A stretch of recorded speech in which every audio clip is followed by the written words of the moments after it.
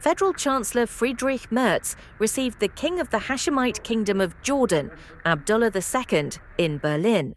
The focus of the press conference was the situation in Gaza, Jordan's role in the region, and the clear commitment of both countries to humanitarian aid and political stability. So, warm welcome to the press conference. So, thank you very much, Your Majesty. I'm really delighted to be able to welcome you here in Berlin today.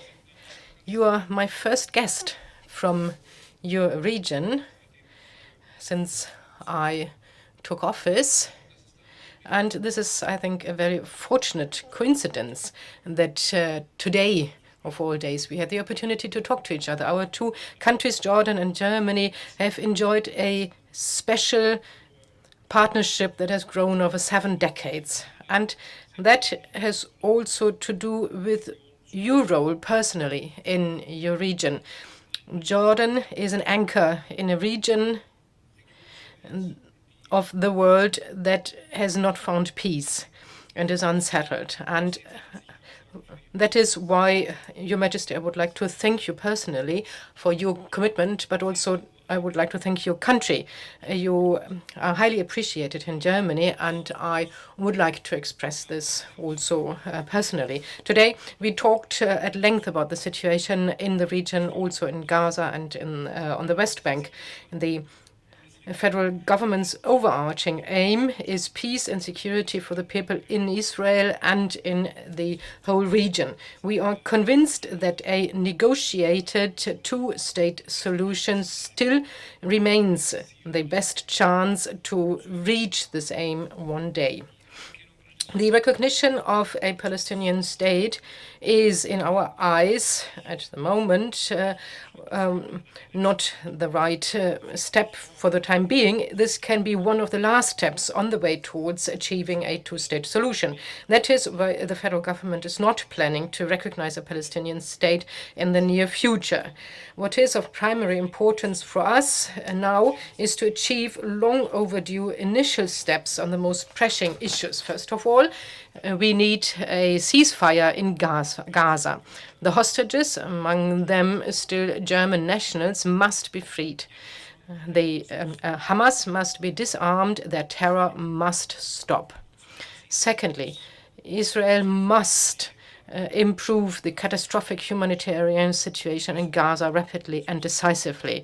The suffering civilian population must be given the urgently needed supplies quickly. We therefore welcome the first steps that Prime Minister Netanyahu and the Israeli government have taken, but more steps must follow. And thirdly, a viable political perspective for Gaza is necessary so that a temporary ceasefire can turn into a lasting ceasefire and a lasting peace. And I also want to add, I want to add that explicitly, there must not be any expulsions and no further steps towards an annexation of the West Bank. I'm in close contact with the Israeli Prime Minister on this issue. We are coordinating, as Germany, our positions with the United States and with the countries of the region. And as you all know, I also closely coordinate our position with Emmanuel Macron and Keir Starmer and the other European neighbors. Together, we want to contribute to improving the situation. And yesterday I made a statement to this here yesterday. We may disagree on the appropriate point in time for recognizing Palestinian statehood, but we do agree on the major and urgent questions that need to be tackled now. Whenever necessary, and if that is necessary, we are also ready to press even more vigorously for a solution. But coming back to Jordan and to my guest, well, Jordan is a key partner for us in view of the catastrophic situation in Gaza and in the whole region. We are working together on so-called airdrops, that is, on dropping humanitarian aid from the air. Federal Minister of Defense Pistorius is coordinating this with his Jordanian counterpart. We are grateful for this. This work may be a drop in the ocean in terms of humanitarian relief, but it is still an important signal saying that we are there, we are in the region, and we are helping. Your Majesty, I would like to thank you that you have initiated that and that you've made this possible.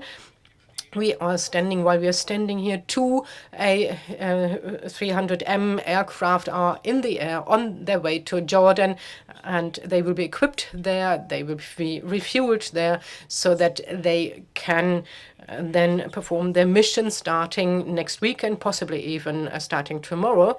And we are coordinating this with France and with the UK, and this will be launched from Jordan. This will be possible.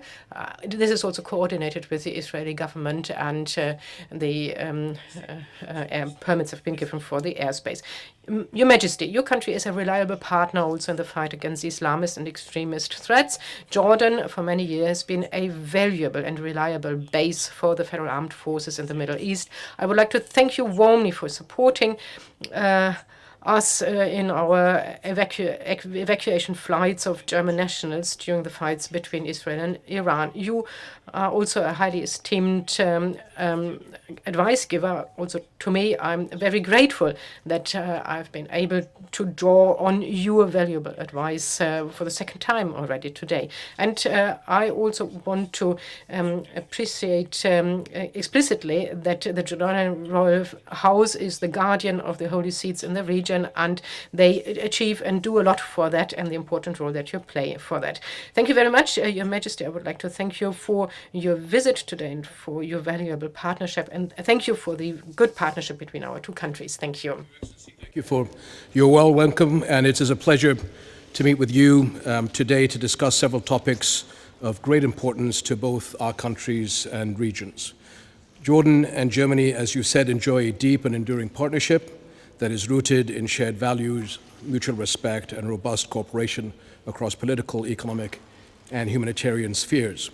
And we highly value our ties with Germany and remain deeply committed to further expanding bilateral cooperation across various fields, as well as cooperation with the European Union. Our partnership has been growing in vital fields such as education and development, and we continue to discuss opportunities to expand our cooperation even further. Germany has also been a steadfast supporter of Jordan's efforts in pursuit of regional stability and providing humanitarian assistance where needed, and we are very grateful for that enduring friendship. Israel's war on Gaza must stop. The unfolding humanitarian catastrophe in Gaza has reached unspeakable levels. The images of starving children in Gaza have outraged people around the world. It is a stain on our shared humanity to allow this to continue. The alarming rise of starvation and suffering among Gaza's civilian population must compel the international community to act with urgency and unity. Aid cannot be politicized. The targeting of starving civilians gathered to receive aid is unconscionable. We reiterate our calls for an immediate and lasting ceasefire, full respect for international humanitarian law, and unimpeded access for humanitarian assistance to all parts of Gaza. Jordan has led regional efforts by dispatching and coordinating aid convoys to Gaza, providing extensive medical support, and facilitating safe passage for the injured. We are grateful for Germany's support for the humanitarian response in Gaza. Moreover, the ongoing and dangerous escalation, as you mentioned, in the West Bank and violations of Muslim and Christian holy sites in Jerusalem must stop. The situation is volatile and risks igniting a wider regional conflict. We must all work together to push for an end to the war and escalation in order to create a political horizon to pave the way to just and comprehensive peace on the basis of the two-state solution. And we appreciate Germany's support for the two-state solution. Elsewhere, we reaffirm our support for Syria's sovereignty, unity, and territorial integrity as the foundations for its recovery and long-term stability. Syria's stability is vital to the region. Sustained international support is essential to prevent a return to conflict and to empower the Syrians to rebuild a nation that ensures security, stability, and prosperity for all components of its diverse society. Jordan remains unwavering in its dedication to regional peace, and we will continue to work closely with Germany to uphold stability and promote the protection and the rights and dignity of all people in the region. Chancellor, I look forward to continuing our work together. I thank you for your tremendous hospitality, and I hope that I will be able, in a small way, to pay you back for the wonderful hospitality in my country in the near future. Vielen Dank. Vielen Dank. Wir haben Zeit für 2 Fragen. Die erste geht an Frau Amar. Thank you. Good afternoon, Your Majesty.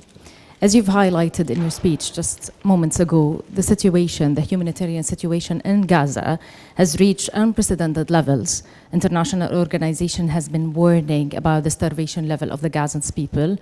If you could please tell us, what is Jordan doing today to help mitigate this tragic situation? Thank you. Well, it is, as you mentioned, just an unspeakable tragedy what's happening to the people of Gaza.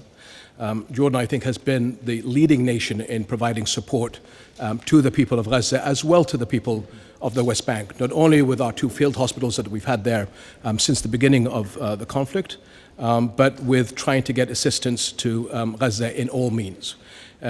Nothing replaces cargo with trucks to get aid, essential aid, to Gaza. At the moment, we're only being able to do 60 trucks a week. We should be doing at least 150 a day.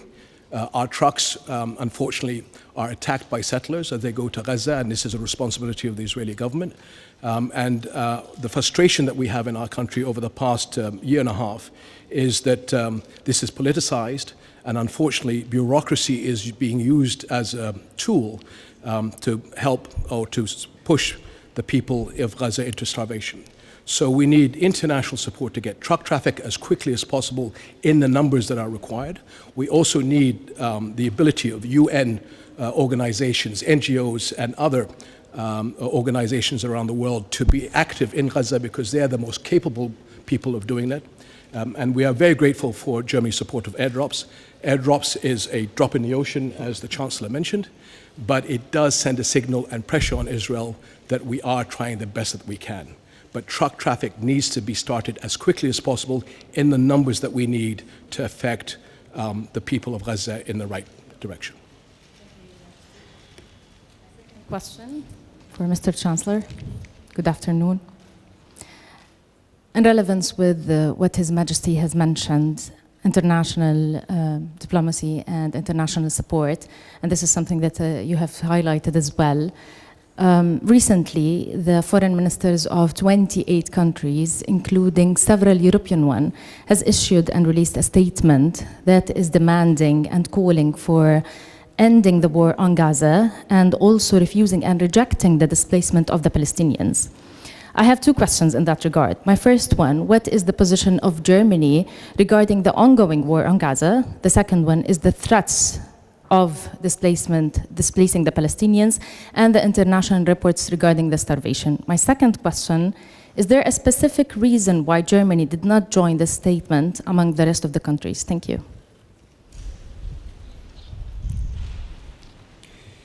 Wir haben am Last Friday,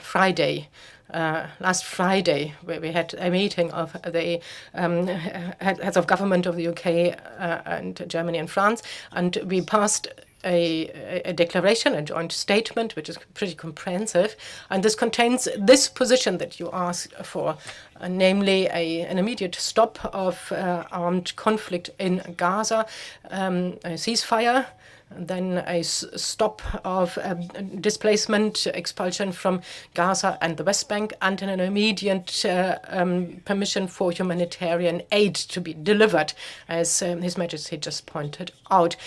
Humanitarian aid delivered not only by airdrop but also by land. And we know that there is aid on that airdrops can only help a little, and what we need is help and aid by land. And that was the position that the heads of government from France, UK and Germany said last week, and this is not different to what other countries in the EU have expressed in terms of demands for the Israeli government. Mr. Chancellor, I want to ask for specific pressure exerted on Israel. Does the federal government support proposals by the EU Commission for excluding Israeli companies from the Horizon program? And is Germany thinking about joining a step by the Netherlands, the right-wing extremist ministers Smotrich and Queer to have an entry ban on them? On Israel, and what are the concrete steps you would ask Germany to take? Thank you. Would you like to go first? Again, what we're trying to do as a group of countries, not only in the region, but with our colleagues in the EU and the United States, is to look at her political horizons.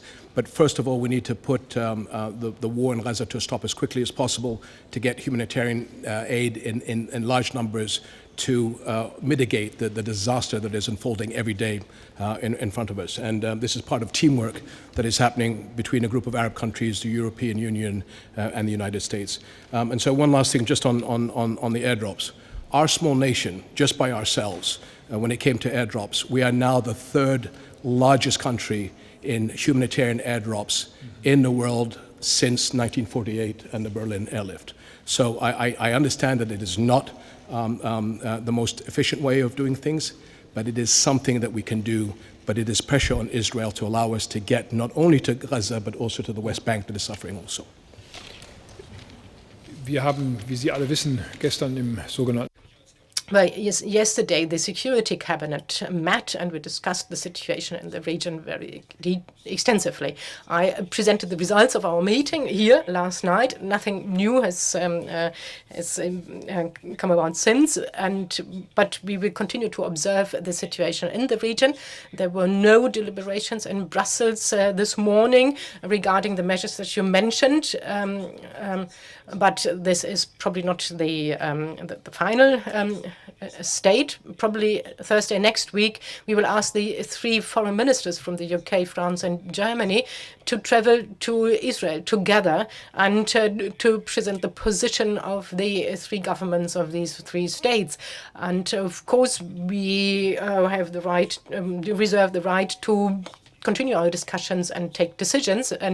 But we believe that the Israeli government is now prepared to recognize that something has to happen, and we see the reaction to the statements on the reaction on our statement of last week. So that the Israeli government has now agreed to a ceasefire at least for a couple of hours and to allow aid in, and we will continue on to deliberate on that, and that is what we decided yesterday afternoon in our Security Cabinet. Thank you.